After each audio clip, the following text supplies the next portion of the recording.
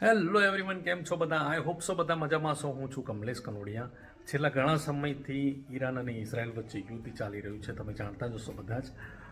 સમાચાર મારફતે બધું જાણવા મળતું હશે, પણ ઇન્ડિયામાં જે સમાચાર બતાવતા હતા એટલી હદે એટલું ખરાબ તો નહોતું જ ઇઝરાયલમાં. પણ શું કે આવા સમયમાં કંઈક સારું બનાવીને ખાવાની ઈચ્છા થતી નથી, કેમ કે કંઈક ખાવાનું ન બનાવવા જઈ રહ્યા હોય અને સાયરન વાગે એટલે તરત જતા રહીએ, એટલે ફટાફટ જે બનાવી ખાઈ લેતા હતા. પણ ઇટ્સ ફાઇન, બધું જ બંધ મળતું હતું, એવું કશું જ નહોતું. અહીંયા કોઈ પ્રોબ્લેમ હતા કે ખાવાનું નથી મળતું, બધું જ મળતું હતું. પણ અહીંયા કંઈ કામ એટલું બધું હાર્ડ હોતું નથી, એટલે કંઈક સારું કઈ રીતે બનાવીએ અને સારું બનાવવા માટે થોડો ટાઈમ જોઈએ, માટે એવો ટાઈમ નહોતો. તો ચાલો, ગઈકાલથી સીઝ ફાયર થયું છે 2 વીક માટે, અને વિચાર આવ્યો કે કંઈક બનાવીને ખાઈએ. તો ઈચ્છા થઈ છે ઇડલી ખાવાની. તો ઇડલી બનાવવા માટે મારા ભાઈબંધના ત્યાંથી, મારા મિત્રના ત્યાંથી હું સ્ટીમ કુકર લઈ આવ્યો છું, અને મેં એના માટે તૈયારી પણ કરી દીધી છે કે ઇડલી બનાવવા માટે શું શું જોઈએ. જે મારી જોડે હતા ઇન્ગ્રીડિયન્ટ્સ એ મેં યુઝ કર્યા છે, અને ચાલો બતાવું કે મેં તૈયારી કેવી કરી છે. તો ઇડલી બનાવવા માટે મેં 3 કપ રાઈસ લઈ લીધા છે, અને 1 કપ અડદ દાળ લઈને એને બરાબર ધોઈને મેં 6 થી 7 કલાક માટે એને પલાળી રાખીશ. 6 થી 7 કલાક પલાળ્યા પછી હું એને શું કરવાનું છે એ તમને બતાવીશ, કેમ કે મને પણ આવડતા નહોતા. આ બધા મારા ફ્રેન્ડની રેસીપી છે, એણે મને શીખવાડી છે, એ રીતે હું બનાવીશ. તો ચાલો 6 થી 7 કલાક પછી મળીએ. ઇડલી બનાવવા માટે આપણે દાળ અને ચોખા જે પલાળ્યા હતા એને ઓલરેડી 6 કલાક થઈ ગયા છે. 6 કલાક પછી ફૂલીને સરસ મજાના થયા છે, અને હવે આપણે એનું બેટર બનાવીશું. બતાવું કે તમે રાઈસ જોઈ શકો છો. રાઈસ, હું કોઈ એવો પ્રોફેશનલ શેફ નથી કે પ્રોફેશનલ કોઈ એવો વિડીયો બનાવતો નથી તો પરફેક્શન આવે. પણ શું કે પણ કંઈક કરવું ને કંઈક શીખવું એ મને ખરેખર આવડે છે અને મને ગમે છે. તો અને આ દાળ છે તો આપણે એને ગ્રાઇન્ડ કરીશું. ચાલો, હું વારાફરતી બંનેને ગ્રાઇન્ડ કરીશ અને એનું બેટર કેવું બને છે હું તમને બતાવું છું. હવે મારી જોડે કોઈ મિક્સર કયું વાપરવાનું તો એ મને ખબર નથી, પણ દાદીએ કીધું કે જો તારે ગ્રાઇન્ડ કરવું હોય તો એમની જોડે એક સરસ મજાનું કેનવુડનું છે, વર્ષો જૂનું, એમાં હું ગ્રાઇન્ડ કરું છું.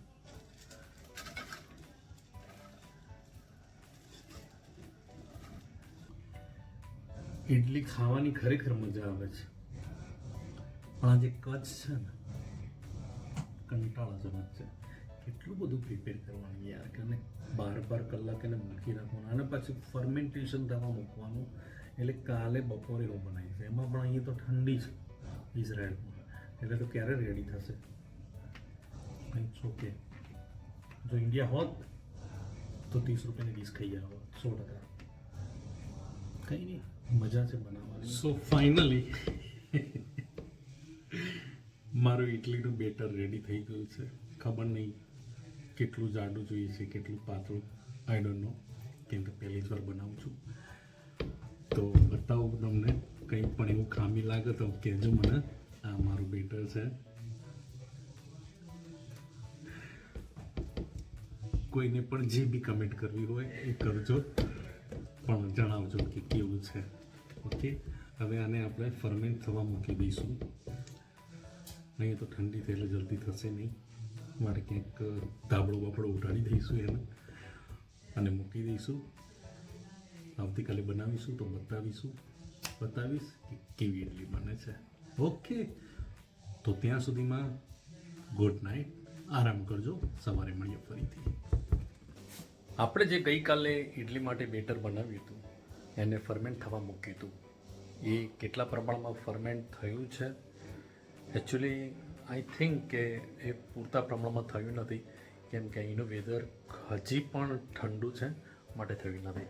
બટ ઇટ્સ ઓકે, જેટલું પણ થયું છે, જેવું પણ થયું છે એવું બતાવું છું, અને આપણે બનાવીએ છીએ ઇડલી કેવી બને છે. તો ધીસ ઇઝ ધ બેટર. આપણું કેટલું ફર્મેન્ટ થયું છે. એકચ્યુઅલી પૂરતા પ્રમાણમાં થયું નથી, કેમ કે જે થવું જોઈએ સપોઝ ટુ બી ડબલ, પણ તો પણ સરસ જ છે, કંઈ ખોટું નથી. જુઓ તમે, એમે પણ કંઈક બનાવતા હોઈએ ને સારું બને ને એ ખરેખર આનંદ આવે. કેમ કે કંઈક ને કંઈક બીજું કરવાની ઈચ્છા થશે, અને થવી જ જોઈએ. ઓકે, ચાલો તો ફટાફટ આપણે એને મિક્સ કરી દઈશું. થોડું, બહુ નહીં હલાવીએ, અને આપણે ઇડલી માટે મૂકી દઈએ. સો આપણું જે ફર્મેન્ટ થયેલું બેટર છે એને થોડું મિક્સ કરીશું, વધારે નહીં કરીએ, કેમ કે અકોર્ડિંગ ટુ રેસીપી એને મિક્સ નથી કરવાનું.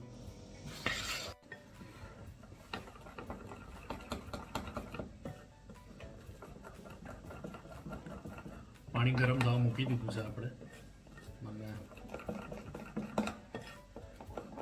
સાઈડના બાઉલમાં થોડું કાઢી દીધું છે આપણે બેટર, કેમ કે બધું તો બનાવવાનું નથી. આ રીતે જેટલું બનાવવાનું છે એટલું મેં કાઢી દીધું છે અને થોડું મિક્સ કરીને થોડું પાણી નાખ્યું છે મેં, કેમ કે બહુ થીક હતું એટલે. જોઈ શકો છો આપણે મૂકી દીધું છે ઇડલીના બનાવવા માટે.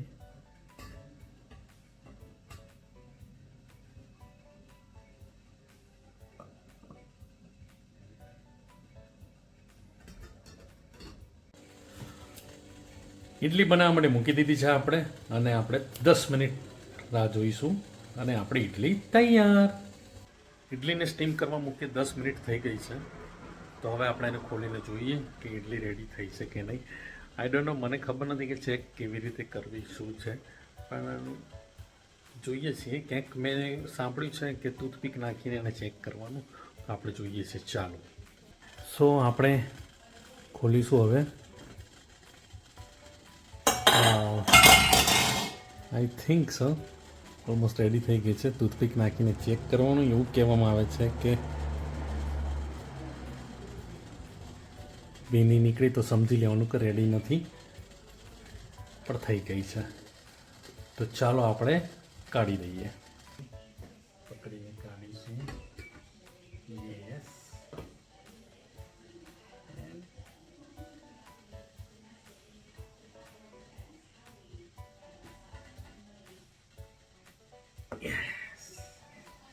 થઈ ગઈ છે. ગુડ. ચલો તો બતાવું છું કેવી થઈ જાય. આવી નીકળી છે એટલી. જોઈએ.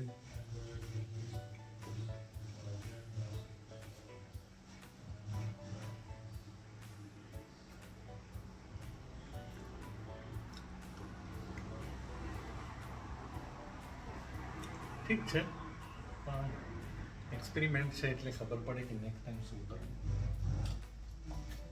ઓકે, ફરી મળીએ નવા વિડીયોમાં. Thank you very much. Bye bye.